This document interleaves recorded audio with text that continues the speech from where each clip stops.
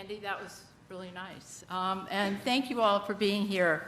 And I really want to commend this morning's presentations. I thought you all did a really excellent job.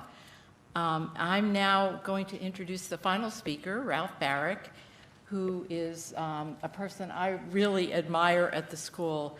He's one of the most accomplished and prolific scientists anywhere, and he's really brought tremendous creativity, persistence, and innovation to the study of viruses. I've had the opportunity to tour his lab and on a couple of occasions, and it's just really impressive to see the way he and his team work together. And I'll just highlight a few of the things that are on the slide so we can get on to Raplh. He's a professor of epidemiology in our school and microbiology and immunology in the School of Medicine. Like a number of the people who have spoken, you've crossed schools, and I think that's really important. His lab specializes in coronaviruses and emerging infections like Zika viruses. I'll just mention that the first time I was introduced to Raplh was at my first faculty meeting when I came to the School of Public Health after being at the NIH. And Bill Roper was dean at the time, and he talked about the fact that the NIH had just called Raplh and offered him a big grant to study SARS. And having just been at the NIH, I knew how unusual that was, that somebody got called and offered a large grant. And that told me a lot about Raplh, and I decided I wanted to meet him. And everything I've learned about him subsequently has shown how impressive he is, what a quick study, and the importance of the work that he does. So Raplh is going to talk about how bad it could be and what we can do about it. So Raplh, thank you so much.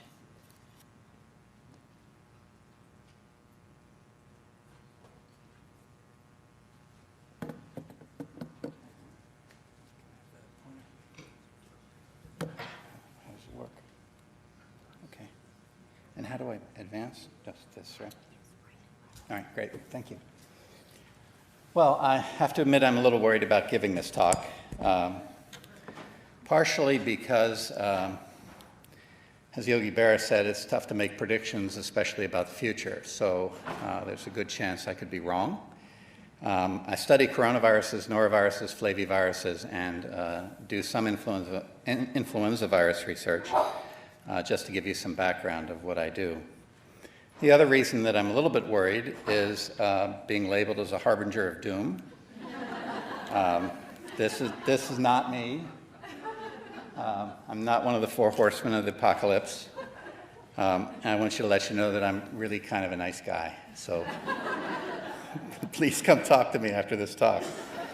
I will mention that viruses are certainly in the pockets of all of the four horsemen, and they can be used in all of these scenarios. So I'd like to start off by taking a step back and talk about how infectious diseases ranks or stacks up against other natural disasters that in terms of frequency and relative risk. So if you step back and every 300 to 400 million years or so, there's a danger of a gamma irradiation burst. These occur when black holes and neutron stars collide.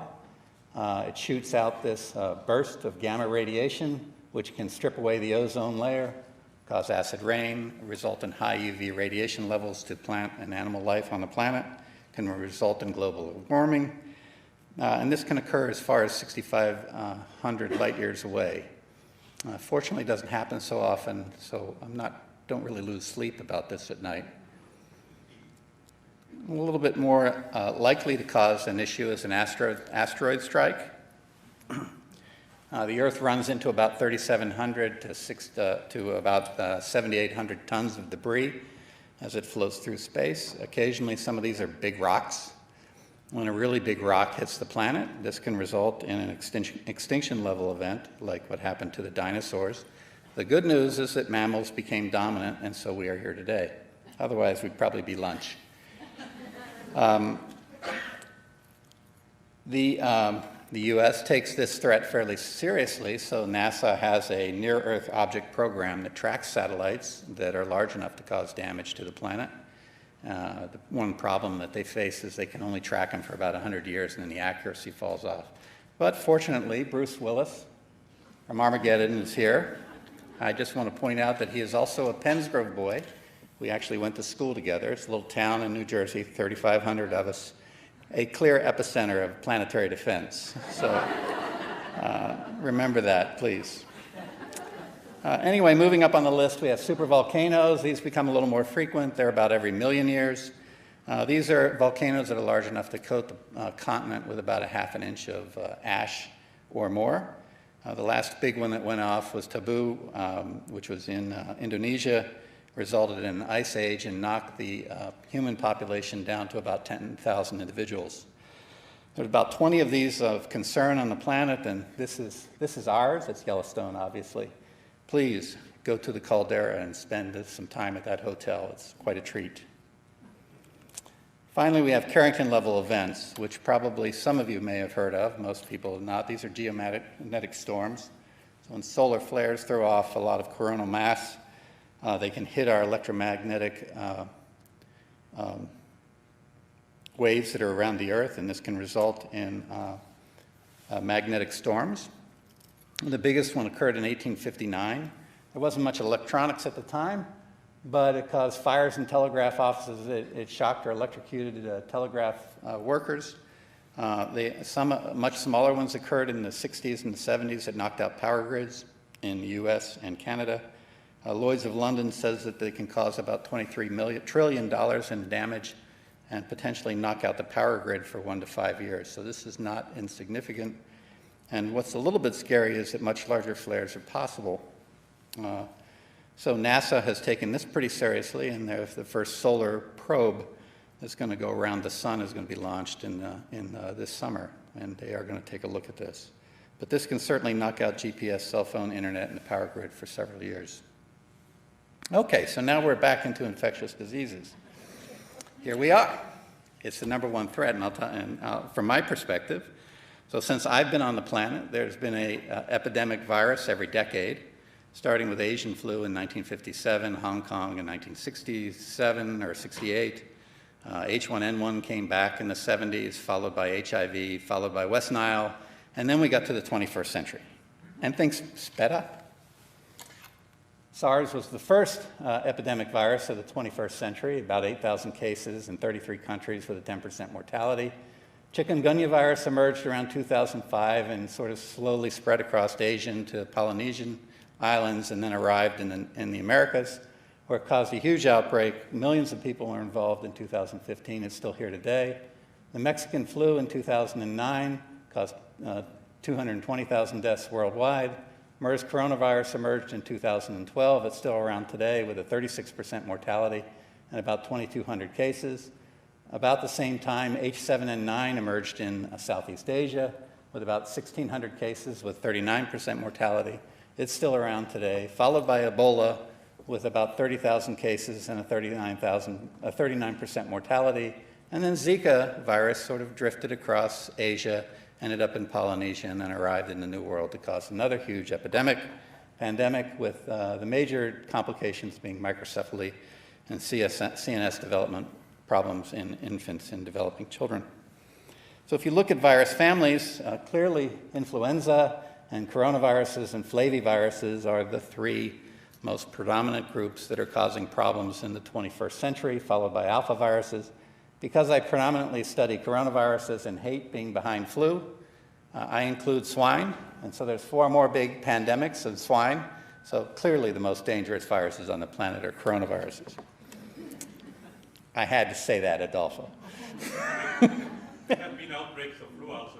Yeah, I know, but I'm a coronavirologist, and so I'm not talking about flu. Yeah. Did I mention I have high insecurity levels about flu virology? I feel like a second-class citizen. Nah. Based on that data, I think it's clearly #1. If you don't believe me, you can believe Bill Gates. He clearly thinks that 10 million people could easily be killed in the next decade or so from infectious diseases. So things like SARS disappeared after 2004. Ebola disappeared. Zika virus has almost disappeared. So are these viruses actually extinct, or are they just hiding? We've actually asked that question with SARS. These are, again, between 2002 and 2004.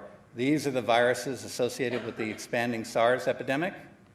Most of them are gone. In fact, all of them are gone. We can't find these viruses anymore. But when you sequence bats, these are horseshoe bats, and this is a bat that wants to bite whoever's handling it, you find all sorts of SARS-like viruses. In fact, these are up to 97% identical to these epidemic strains that caused human disease. So do they have pre-pandemic potential? So that's the question that we were interested in. And so what we did was this spike glycoprotein gene right here mediates species specificity. You can actually remove that spike gene from these epidemic strains and put in these bat spike genes in place of them. This was done by Vineet Manecheri and other people in the lab. And of the 5 that we dropped in, being almost identical to very, very different, 3 of these could actually replicate just fine and use human receptors for entry. If you took primary human airway epithelial cells, those are cells that are removed from the conducting airways from transplant recipients, the lung they gave up, not the lung they received. So they take on the architecture of the human lung.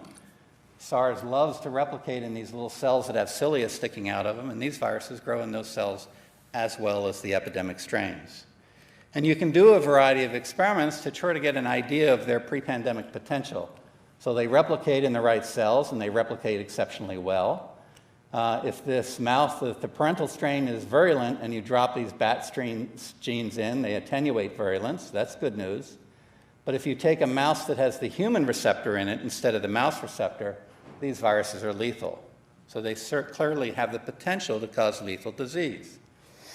If you take vaccines against SARS that work against SARS, they don't work against these variants that are sitting in the animal pools, zoonotic pools, and therapeutic antibodies that are present that work against SARS don't work as well against the more distant strains. So the answer is there's still lots of pre-epidemic viruses around. This is the SARS story, but you can go to flu or any other virus that has emerging potential that pops up, causes an outbreak, and then disappears. It's still here. They don't go extinct. They are waning to return. In fact, people that live around the caves where these bats hang out with these viruses actually are seropositive, and several of them have, many of them who are seropositive have neutralizing antibodies. So they're being exposed. The virus is spilling over. It will happen again. So we can go to our panic-o-meter. This is an important thing. What kind of person will you see on the news that will raise your tension level and cause panic? This is by field, so clearly these guys don't cause much panic. But down at this end, as you can tell, astronomers, volcanologists, and virologists are the ones that cause all the panic on TV. So I think the virologists can probably do better. I think the astronomers are doing a better job of scaring people than the virologists are doing. But virologists actually, there is a real threat. So can we learn anything about past and current pandemics in terms of their severity to give us an idea of how bad the next one can be? Let's look historically. Well, we have the Black Death, 75 million people in Europe over about a 300, 400-year period of time. The Spanish flu that we're talking about today with 50 to 100 million deaths. HIV/AIDS in 37 years has killed 1 million people plus a year. 35 million are infected, devastating disease. Smallpox during the Antonian plague, I think this was during the Byzantine Empire, 20 to 30% mortality. In adults, 80% of the children died. In fact, although it's rarely mentioned, smallpox killed more people in the 20th century than any other pathogen, 300 to 500 million before it was eradicated. One of the greatest public health success stories in the history of the planet. TB, 1.3 to 1.7 million deaths per year. Asian flu, 2 million deaths. Typhus, this is right after World War I in Russia, 3 million deaths. This is just one example. There are more. You can go to malaria, which kills about 500,000 people per year.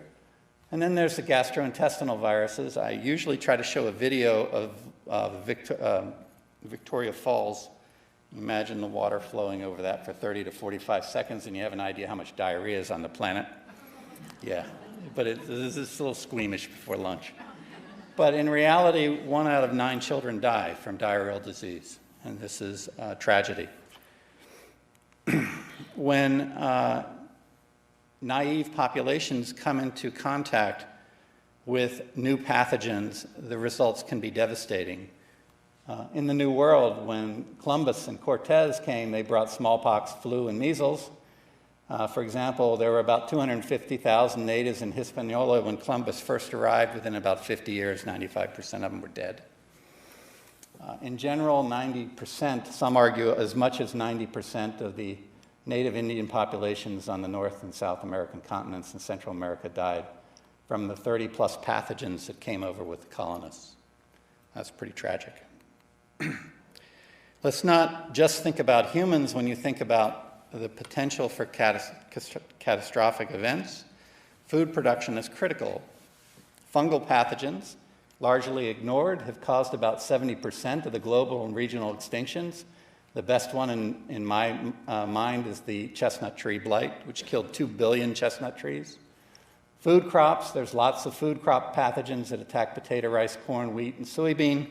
In fact, the blight on the potato crop in Ireland resulted in about 1 million deaths from starvation. It's a little bit of a concern that this wheat stem rust superstrain called UG99, which emerged in Uganda, has been slowly making its way into the Middle East, approaching these big wheat growing areas. This strain will kill 80 to 100% of the 90% types of wheat that are grown on the planet. Of the 700 million tons of product that are used to feed 4.5 billion, and making up 20 to 30% of their diet, we could lose 90% of that. GMO is most likely the solution, and that irritates people. Sorry. And then there's swine pathogens, because I wanted to document that coronaviruses like to kill pigs. It's just not fair. Porcine epidemic diarrhea virus in about 20 years has killed over 1 billion pigs on the planet. So pathogens can cause a tremendous amount of disease, despite the best farming practices that exist. This swept across the US and killed tens of millions of pigs. Okay, and so rather than having trucks or train loads of human bodies, you get the idea. Okay, this can happen. What are the pandemic drivers? EcoHealth has mapped the hotspots for virus emergence. These are shown here. As it gets more inflamed, there is more evidence of virus spread into human populations. This is supported by human growth in terms of population growth, but really probably the most important thing is population density, which is shown here. And you can overlay these population density maps right on top of these grids, which are associated with pandemic outbreaks. So it's not only the interface between humans and wildlife, population density allows for increased and more efficient transmission. That leads to increased virulence. And then the aging population. We're getting a lot older. I'm happy about that. However, several pathogens like flu, coronas, noros, flavies, RSV, etc., cause much more increased pathogenesis and are much more virulent in the aged population. I don't want to stigmatize any group, especially a group that I'm now in, but I want to show you an example of this using mice as models. And so imagine each transmission wave going from one person to the next. You can mimic that in the laboratory by having young mice and having old mice and comparing the effect of virus transmission, a non-pathogenic virus, being transmitted in these animals. After about 15 to 20 passages, these mice will be dead. The virus will become lethal in a young animal. In an old animal, it takes 5 to 6 passages. When you sequence these viruses, 6 to 10 mutations are critical for disease emergence in the young animals, 1 to 2 mutations in the old animals. There are patterns of change that you can see in the young animals that have to occur. In the older animals, and these are 6 different replicates here, there's no pattern. There are many pathways to increase virulence in a immune-compromised population. If you attenuate this virus even further, so it should be harder, the virus figures out the strategy. It deletes a gene, and it becomes more virulent. So viruses have many tricks up their sleeve to enhance virulence. Now, the good news is that these viruses that are killing the older animals, if you put them back in the young animals, they don't kill them. So it's population control, I guess, at its worst. And so these factors all merge together to produce maps like this. We've all seen it. There are emerging viruses that are occurring all over the planet, in addition to flu, and this scenario is likely not to change anytime soon in the 21st century. Okay, so I wanted to give one other example about the effect of travel. Imagine an outbreak occurring in Hong Kong or Southeast Asia. It takes about 2 months to arrive in rural North Carolina. David Weber, I actually got these slides from David, and I saw that he showed them. So this was SARS in June, where we were setting up a triage unit to look at individuals who had been exposed to the SARS case. But this is not an isolated story. When MERS emerged, this occurred at Indiana University. We have Ebola case occurring at Dallas. And so there are really no places to hide from emerging pathogens. They're basically about 24 hours away. And so we have to think globally rather than locally. Okay, so how much worse could it be? Well, I like this quote. This is from a U.S. Army physician. It's one of the most powerful letters I've ever read. It's in the National Academy, a report about pandemic flu.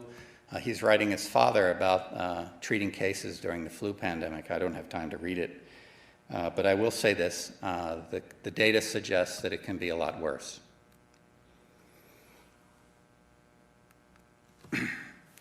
So if you were going to pressure me to say which flu strain was the worst, and I wasn't allowed to say coronaviruses, my best guess would be an H2 virus or an H7 virus, or like H7N9. I'll talk about H2 first. H2 has been in the human population in 1859 and then again in 1957. It has caused high mortality rates. It disappeared in 1968. This is a hemagglutinin gene that can function well in humans. Anyone under the age of 51 has never seen it, so there's very little herd immunity. In essence, the same scenario now exists that existed in 1981 with H2 virus instead of H1 virus. If you're old, you're going to do well. If you're young, you're in trouble. So, yay for the age people, finally. However, H7N9 is a much different story. None of us have any pre-existing immunity. We are all at risk. And so what does the data suggest? Well, the numbers can be pretty horrifying in the absence of any intervention. So if you look at an attack rate during a flu pandemic, which ranges from about 20 to 38%, some people say 10%, others say 50%. That's sort of the range that can occur in terms of the attack rate. If you look at the mortality rate, 0.1 to 60%, this is generous in my opinion, but that's what has been reported in the literature, so you can use it as the top rate. And the reason I mention it's generous is because asymptomatic infections probably don't get calculated in this H5N1 mortality rate. And there's this other factor, which there is an inverse relationship in general between transmission efficiency and virulence. In other words, if you have someone who's infected and dies quickly, they don't transmit. Having said that, HIV figured out a way around that, didn't it? It kills slowly, allowing for a longer transmission window. So it's not necessarily true that this will occur, and it's also influenced by population density. So when you start doing the math, using the lower numbers, you end up with a 1.68 million deaths out of 7 billion individuals. If you use the higher numbers, it's 1.6 billion. That's the range you're looking at. Let's take a 1918 flu-like virus with about a 4% mortality. You're looking at about 106 million deaths. In the US, that would equate to about 12 million deaths. A flu strain that had a 10% mortality rate, that's about what SARS had, and it was pretty fairly efficiently transmitted, so it's likely. You'd be looking at about 266 million deaths. In the US, it'd be 30 million deaths. An H7N9 virus with a 39% mortality is 1 billion individuals. Again, this is unlikely to keep this high rate, but it could be 10 to 20% or less. H5N1 would be 1.6 billion. So those are pretty horrible numbers. You can modify that a little bit if you think about treatment with drugs. That would reduce both the attack rate and the mortality rate. I'm guessing at these numbers. I gave it a reduction in the disease mortality rate by half each. So this would reduce these numbers by about a quarter, 400,000 to about 400 million deaths. Surprisingly, and I might be wrong about this, but everything that I read in the literature said that treatment of secondary bacterial infections really show very little improvement in flu-infected individuals. And so it really has very little impact on the overall mortality rates. I'll show you a reason why that might be the case. So that's not really going to help. I didn't talk about other barriers to infection. That's certainly going to help. But those are the numbers you're looking at. In terms of our stockpile, I think we have somewhere between 50 and 100 million doses of Tamiflu. That certainly will help quite a bit in the first wave. Okay, what about the efficacy of antiviral drugs? Well, these emerging coronaviruses and flu viruses cause this disease called acute respiratory distress syndrome. So this is your alveoli. You're transmitting oxygen very efficiently to the red blood cells in the capillary bed that surround it. What do these viruses do? They love this cell right here. They kill it. This cell supports these two cells. Some of these viruses, like MERS, also infects these cells, either called type 1 cells. And this barrier that prevents fluid from coming across this capillary bed into the alveoli is broken down. In addition, inflammatory cells come in and dump lots of pro-inflammatory cytokines, which cause more damage. And so these alveoli fill up with fluid. So when you think about the description of the story of Ben in Thomas Wolfe's novel, you're now looking inside to see what exactly happened to his lung. He was drowning in his own fluid. Now, if this is bad enough, you have hemorrhage, lots of red blood cells pouring into here as well. What happens when you hemorrhage? You try to clot and wall off that bleeding, and that's exactly what you do in your lung. And you lay down these big clots, which are look like they're called hyaline membranes. They have lots of clotting factors in them and cellular debris. So you're building a wall to prevent this fluid coming out, and then you have efflux pumps that pump the fluid back out, opening up the airway. Problem is that is a thick, gooey barrier. Oxygen can't transfer across, so now you're suffocating. This is a devastating end-stage lung disease. It's been difficult to clinically manage for many, many years, and there are no real treatments besides NIH spending millions of dollars.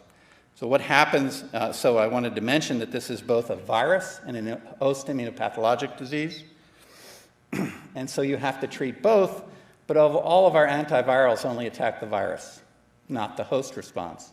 So you're only getting half of the disease. So this is what happens in flu, also in coronaviruses. If you have mock-treated animals with no drug, okay, they all die, they get sick or die. If you treat with a drug that works against a virus like MERS or SARS and you give it before infection or one day after infection, these guys get mild disease and do well, but at day 2 or beyond, they die. That means the virus has already hit its peak titer. The program leading to immune pathologic mediated death has been set, and you can't stop it even if you knock down virus. So a highly pathogenic flu virus that limits that therapeutic window is going to result in more death. Less pathogenic one that opens that window up will make drugs more effective. So it's hard to predict what will happen. Vaccine availability, if Barney doesn't make the universal flu, which his data looks great, we're limited to traditional methods, that's 4 to 8 months. Seed stocks will be ready in a few days. If we use reverse genetics, if we use reassortment, that was developed in the 50s and the 60s. It takes a little bit longer, but we can develop the seed stocks incredibly quickly. The bottlenecks are egg production, and then you have to put the surface proteins of the virus into a backbone that grows well in eggs, and sometimes that match doesn't work. Like during the 2009 pandemic, it doesn't grow as well. You make less vaccine, and so now the vaccine is in limited quantities. So you miss the epidemic wave for most people. The other problem that can occur is egg adaptation. The virus could adapt to the egg, and the mutation from growing in the egg could actually be the juicy epitope that your immune system responds to. So you don't make a good immune response against the pathogen. So that's the other problem. And then you have the anti-vaccine advocates. We don't need to go into them. Something truly novel can be difficult, like HIV. I had no idea HIV-like the viruses could exist in 1980. SARS coronaviruses were on no one's list as potential high-path viruses. These can take months to years to decades to develop.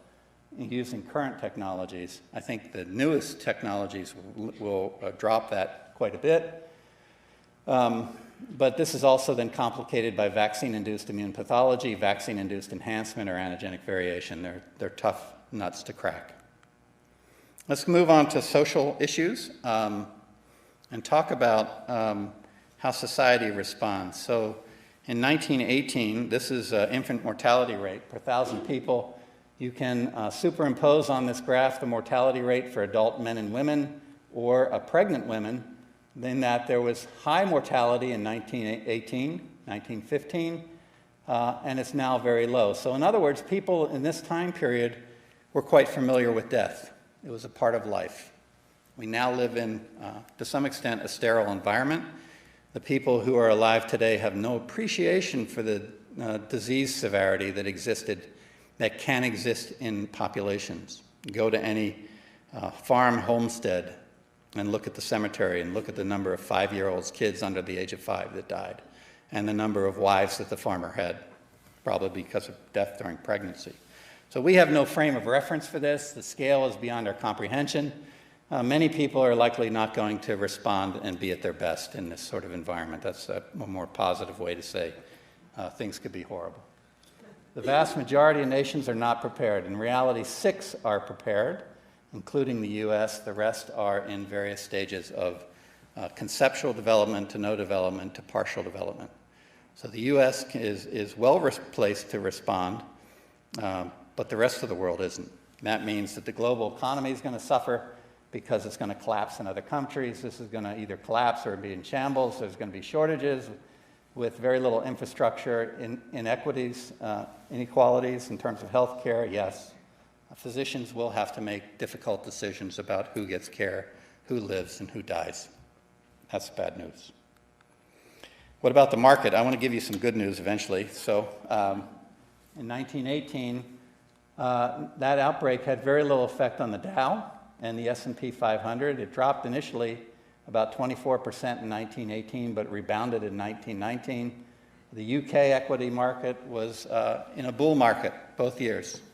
I think to some extent that was due to World War I. There was such high death, especially for the British in that war, that they were so glad the war was over. They were very happy. During the SARS epidemic, very different thing, commercial airlines lost billions of dollars. In fact, there was a 54 billion economic loss during the outbreak. Oh, yes, there it is. During the Ebola outbreak, there was about an 8 to 10% drop in the market. It then quickly recovered.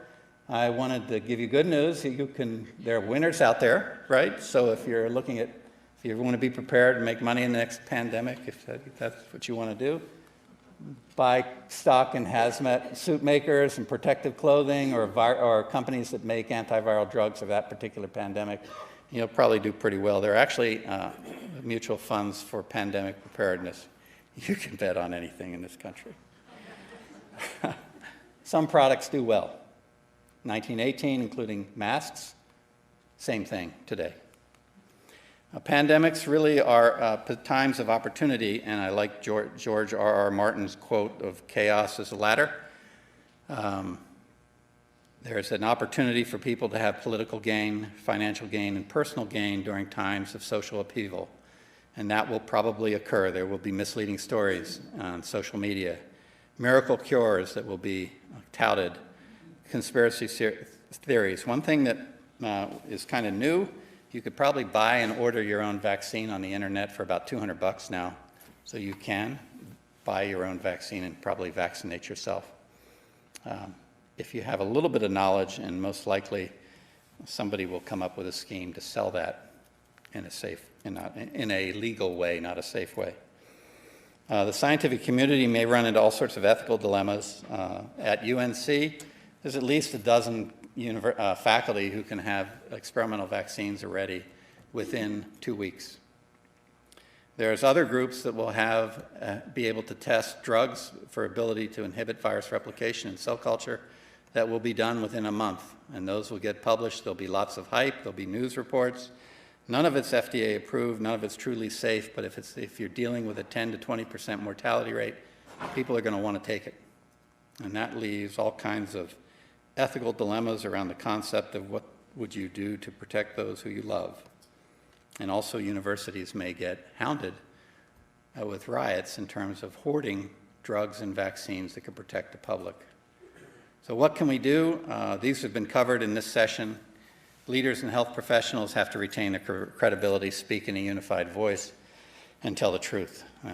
This is absolutely essential. Uncertainty will lead the public to look for an answer, and there will be plenty of people out there willing to provide answers that will be for their own gain.